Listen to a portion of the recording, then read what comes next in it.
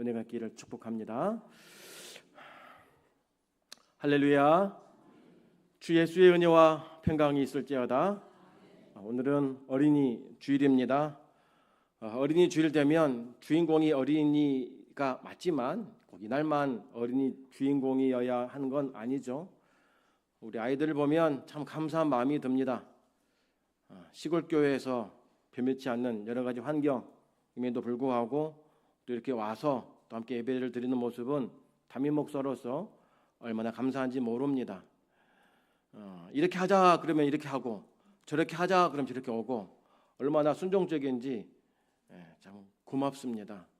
사춘기여서 자기 하고 싶은 것도 있을 것인데 그래도 티내지 않고 속이 어떨지 모르지만 그래도 이렇게 함께하는 친구들에 대해서 하나님 은혜가 우리 아이들에게 풍성할 줄 믿습니다.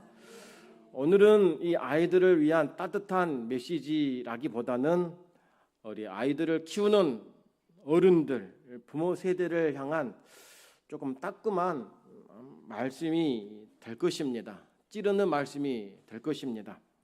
하나님이 오늘 우리에게, 저와 여러분들에게 이렇게 말씀을 합니다. 어떤 말씀이냐? 정말 다음 세대를 사랑하느냐? 정말 자녀를 위해서 믿음의 길을 준비하고 있는지, 나만 괜찮으면 괜찮냐 생각하며 살고 있는지 우리에게 되물으십니다. 자녀를 향한 부모의 사랑은 무엇과도 설명해도 부족합니다. 내 자식 잘 되기를 바라지 않는 부모는 아무도 없습니다. 그래서 우리 아이들 잘 돼야지요, 우리 주일학교 잘 돼야지요, 이것은 틀린 말이 아닙니다. 누구라도 이렇게 말합니다. 다음 세대가 중요합니다. 아이들이 믿음으로 자라야지요, 이런 말들은 다 합니다. 그런데 말은 그렇게 하면서도 정작 우리의 삶의 방향은 어떤지를 돌아본다면 참 부끄러울 때가 많이 있습니다. 내가 편하면 되죠. 내가 힘들지만 않으면 됩니다. 내가 사는 동안만 문제 없으면 되고 그 뒷일은 그 사람들이 알아서 하겠지라는 생각을 할 때가 있습니다. 내가 중요합니다. 내가 중요하고 내가 편하면 되고 내가 배부르면 되고 내가 문제 없으면 되지라는 생각을 할 때가 있습니다. 하지만 오늘 본문을 통해 하나님께서 우리에게 어떤 어른이 되어야 할지, 어떤 믿음의 부모가 되어야 할지를 우리에게 말씀하시기 때문에 여러분 귀를 여시고 말씀을 하나님의 말씀으로 받으시고 그렇게 살아내는 여러분 되기를 주님의 이름으로 축복합니다.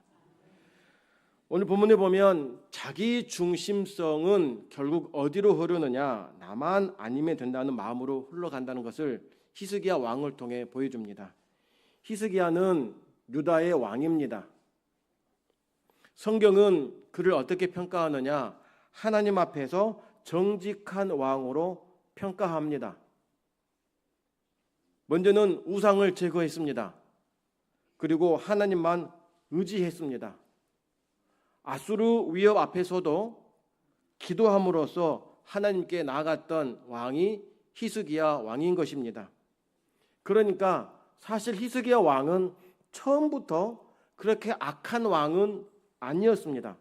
오히려 믿음 좋은 모습을 보여준 본보기가 된 왕이라고도 할 수가 있습니다. 그런데 오늘 본문을 보면 어떠느냐, 히스기야에게도 아주 중요한 약점을 보여줍니다. 그 약점이 무엇이냐? 자기 중심적이었다라고 하는 겁니다.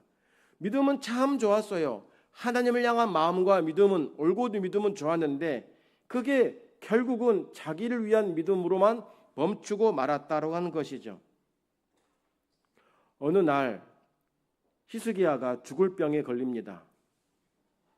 언제 어떻게 왜 걸렸는지는 모릅니다.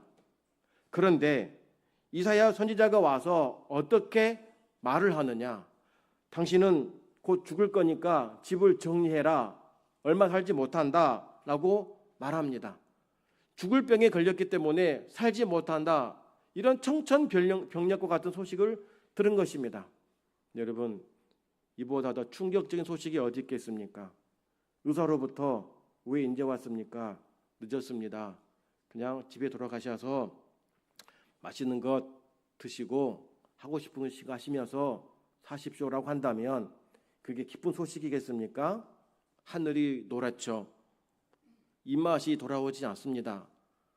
소망이 끊어지는 것입니다. 히스기야도 마찬가지였습니다. 넌 죽을 거야, 살지 못해 라고 한 것입니다.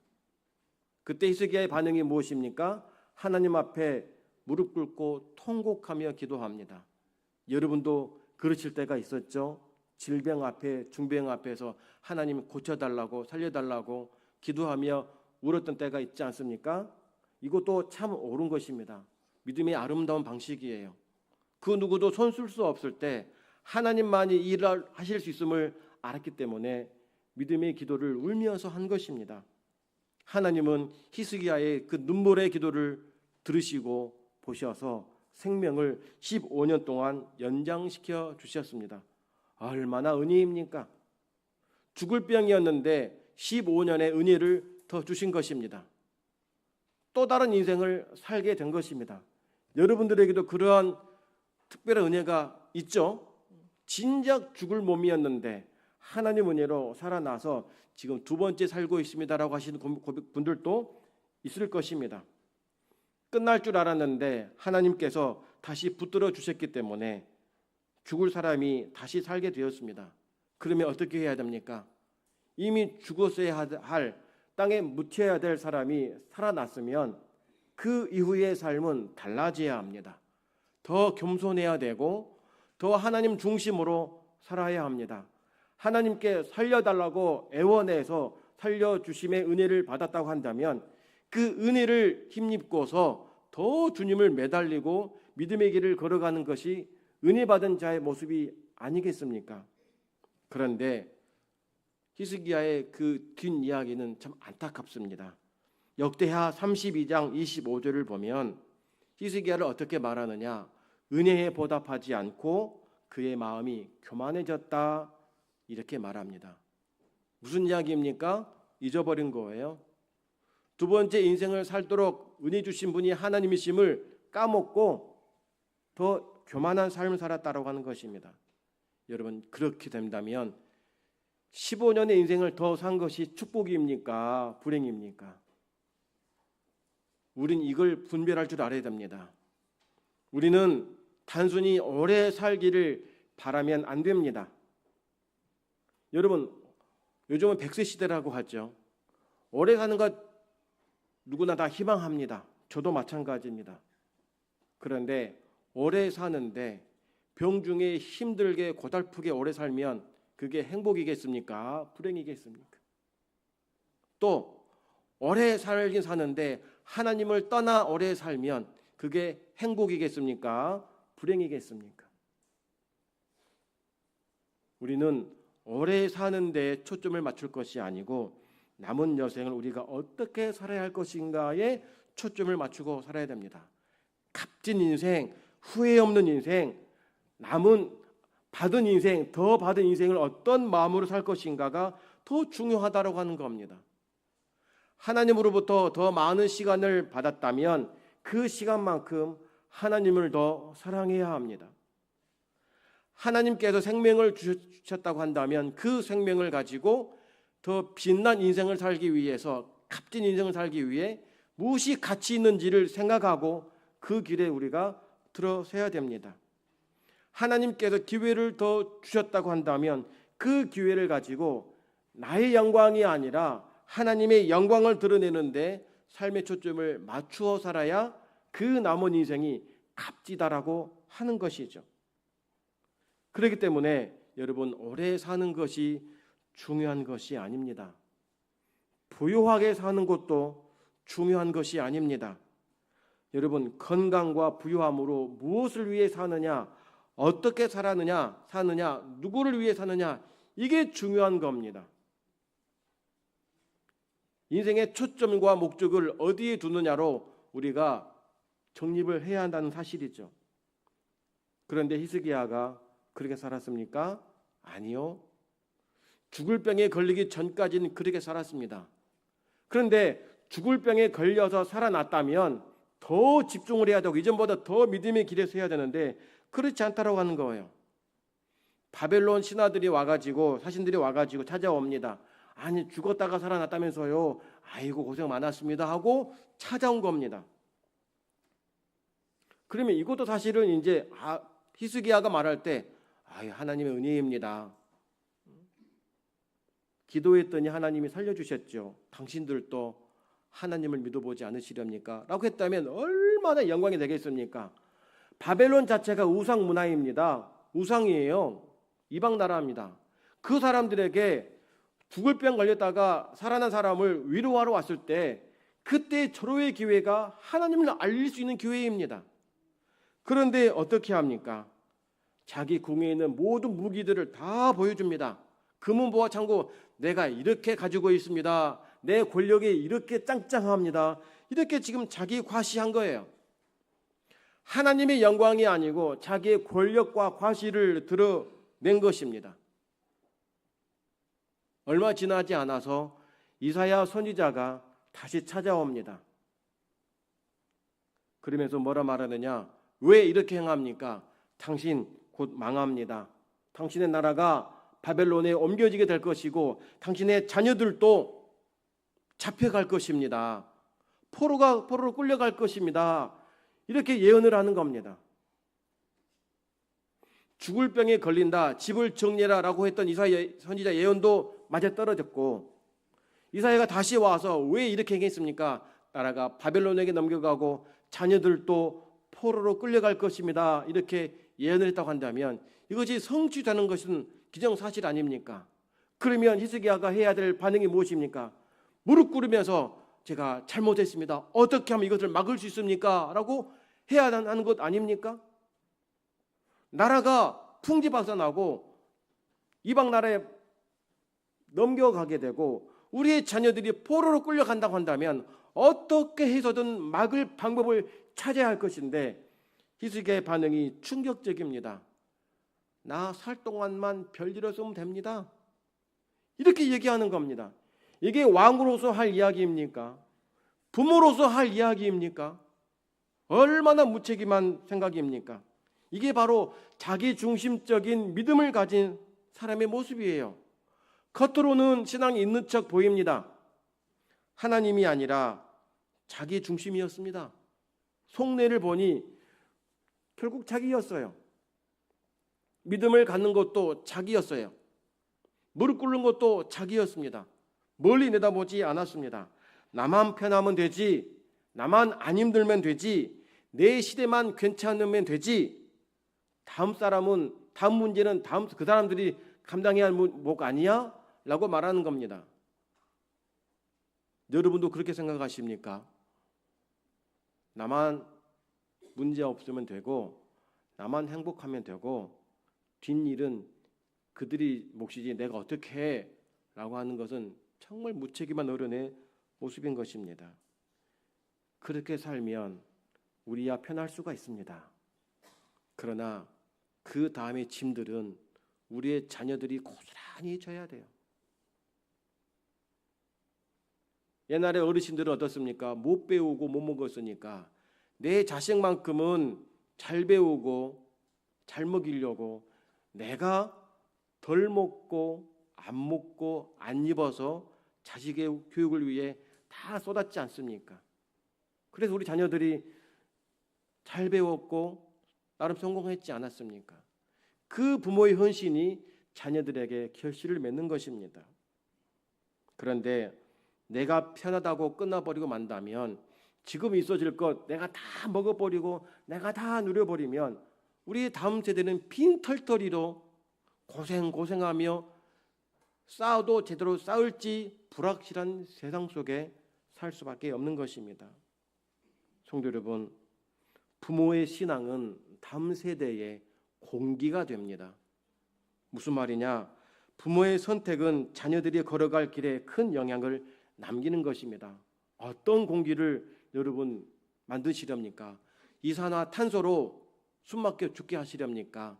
산소를 만들어서 건강한 육체와 정신과 마음과 믿음을 남겨주시렵니까? 오늘 우리에게 주신 시간들을 누구를 위해 사용해야 하겠습니까?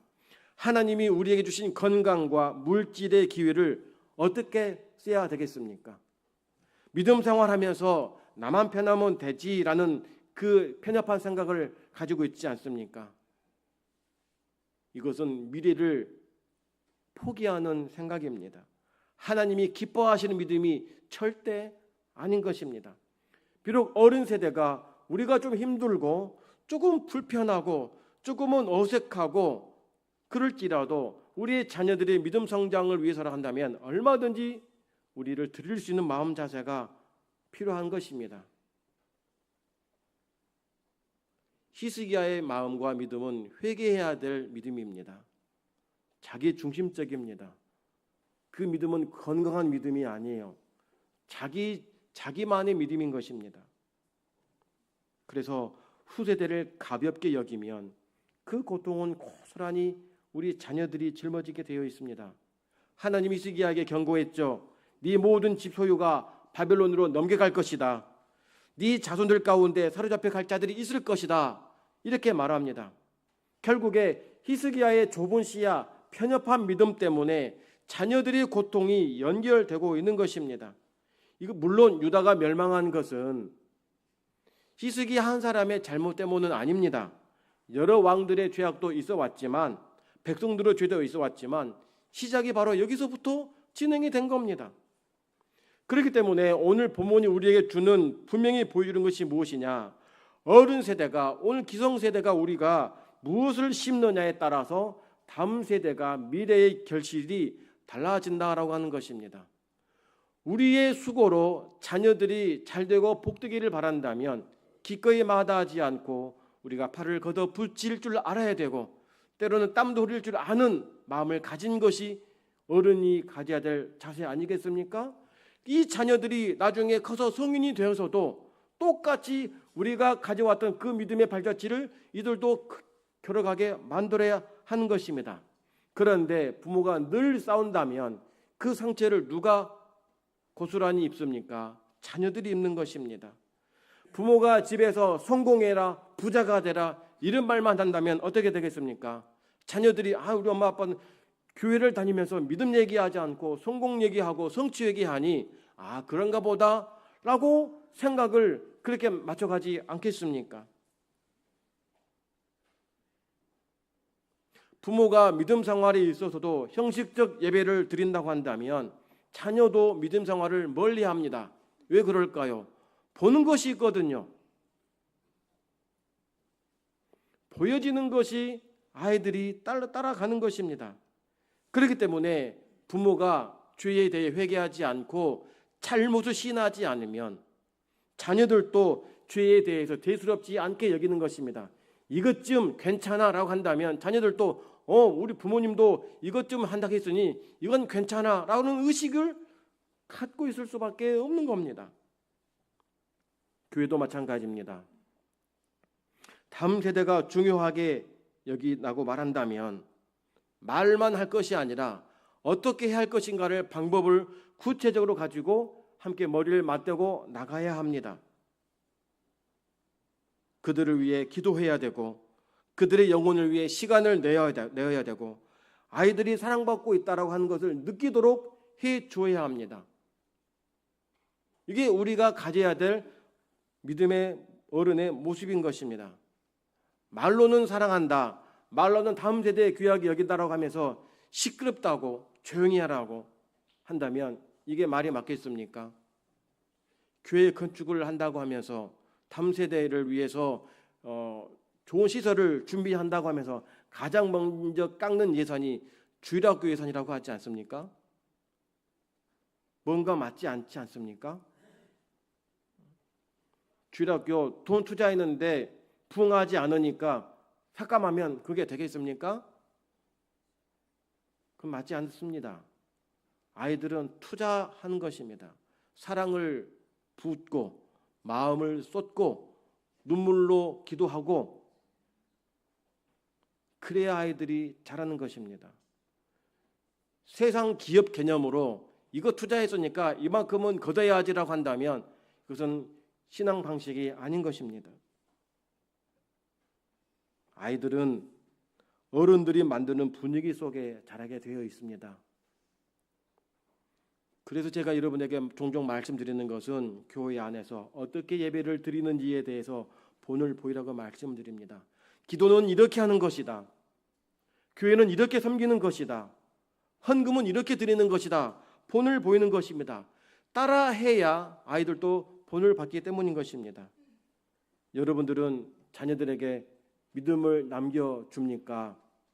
아니면 짐을 남겨줍니까?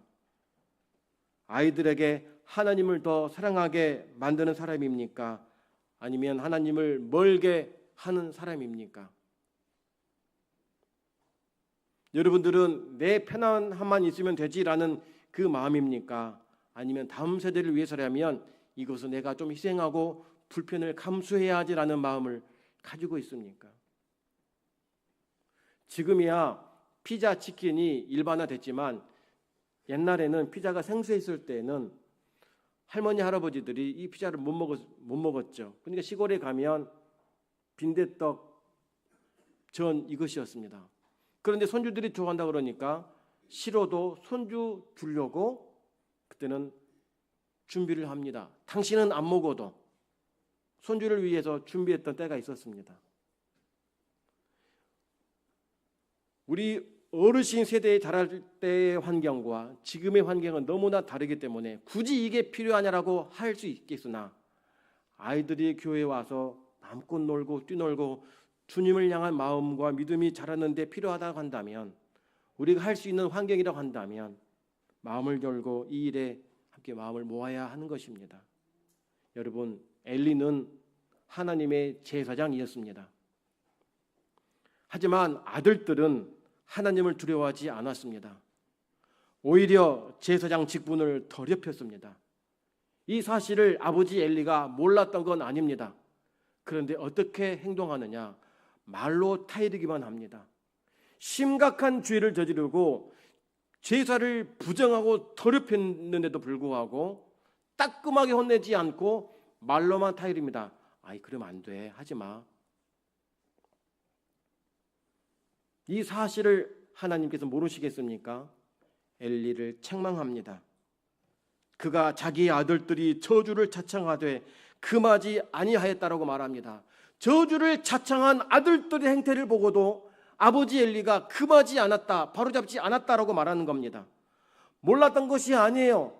바로 세울 때 바로 세우지 않았다라고 하는 것입니다. 방치했던 것이죠. 그 결과가 어떻습니까? 비참했습니다. 자녀들만 망가진 것이 아니었죠. 가정이 망가집니다. 공동체, 민족이 상처를 입었습니다. 민족 전체가 아픔을 겪게 된 것입니다. 우리의 자녀들 바른 정서, 바른 성품을 세워하는 이유도 여기에 있는 것입니다. 곁들여 신앙도 마찬가지입니다. 지금 바로잡을 때 바로잡지 못하면 이것이 더 성장하면서 굳어져서 엇나가게 되는 것입니다. 어느 부모도 자녀들이 힘들게 살기를 원하지 않습니다. 잘 되기를 바랍니다. 잘 풀리기를 바랍니다. 행복하게 살기를 바라는데 여러분, 그게 저절로 되든가요? 마음에 원한다고 해서, 마음에 품는다고 해서 원대로 되든가요? 그렇지 않습니다. 그래서 우리가 먼저 바로 세야 됩니다. 자녀를 가장 살아가는 좋은 방법은 좋은 환경 마련해 주는 것이 아닙니다. 최신 핸드폰 기계 사준다고 너 사랑하는 게 이만큼이야? 이게 아닙니다. 아이들 방 좋게 꾸며주고 컴퓨터 사주고 사달라고 하는 대로 다 사주면 좋은 부모다, 이게 아니라는 겁니다. 바르게 갈 길을 바르게 가르치고 때로는 훈계하고 책망하면서 사람다움의 모습을 키워내야 되고, 우리는 구원받은 하나님의 자녀이니 하나님의 자녀가 어떻게 하나님 앞에 서야 될 것인가를 가르쳐야 하는데, 그 가르침은 본으로서 보여줘야 한다고 하는 것입니다. 하나님은 저와 여러분들에게, 우리 후손들에게 더 나은 믿음 물려주시기를 원합니다. 오늘만 보는 것이 아니에요. 뒤에 올 세대를 믿음으로 품는 마음을 우리에게 요구하고 있는 것입니다. 우리 염산대교회 10년 후에 어떻게 여러분 될 것 같습니까? 여러분 긍정적입니까? 비관적입니까? 긍정적이어도 더 풍성하기 위해 우리가 눈물로 기도해야 되고 더 교회 중심으로 살아가야 되고, 비관적이라고 한다면 이것이 우리에게 다가오지 않기 위해 더 힘써 기도해야 되고 이 다음 세대를 위한 마음들을 품고 달려가야 되지 않겠습니까? 모세의 어머니는 요게벳입니다. 모세를 낳았을 그때는 정말로 그 나의 아이를 다 죽여야만 했던 정말로 무서운 상황이었습니다. 모두가 두려워하던 시대였습니다. 아이를 살리는 일 자체가 공포였습니다. 그러니 눈물을 머금고 아이를 죽여야만 했던, 제 손으로 죽여야만 했던 그 상황에 이 요게벳은 어떻게 하든지 키우기 위해 안간힘을 씁니다.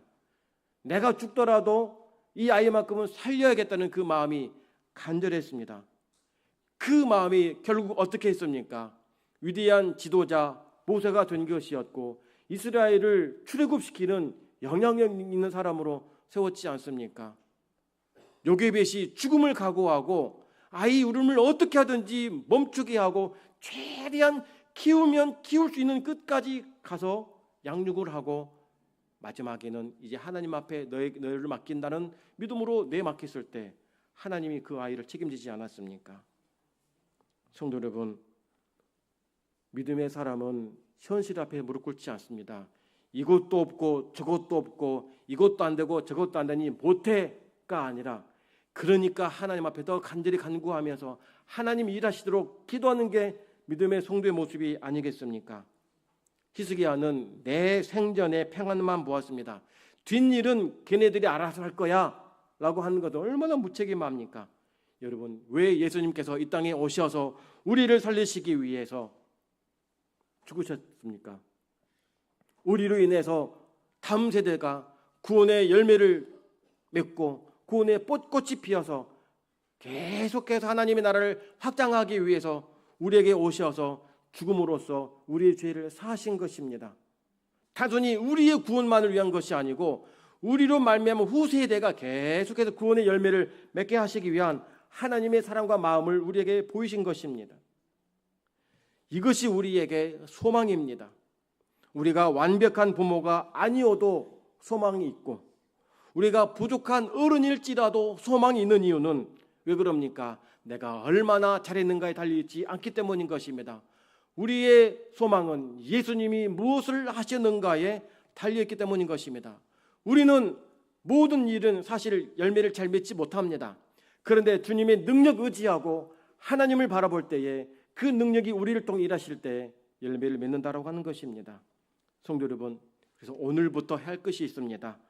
다음 세대의 신앙의 전수를 위해서 신실한 예배자로 여러분들이 본을 보이시기를 바랍니다. 그리고 다음 세대를 위해 눈물로 기도할 수 있는 여러분들 되기를 바랍니다. 헌신과 섬김의 기쁨이 어디서 오는지도 보여줘야 합니다. 이 나이 먹도록 이렇게 해야 될까, 하기 싫어라고 하는 것이 아니라 그럼에도 내가 주님 내 안에 있으니 기쁨으로 합니다. 즐거움으로 합니다. 이것을 아이들에게, 젊은 사람들이 보여주어야 그 기쁨이 어디서 오지? 그 기대감을 가지고 교회 앞에 더 발걸음을 내딛지 않겠습니까? 우리의 신앙이 다음 세대의 열매를 좌우합니다. 우리가 하나님 앞에 바로 서는 결단한 여러분들 되기를 주님 이름으로 축복합니다.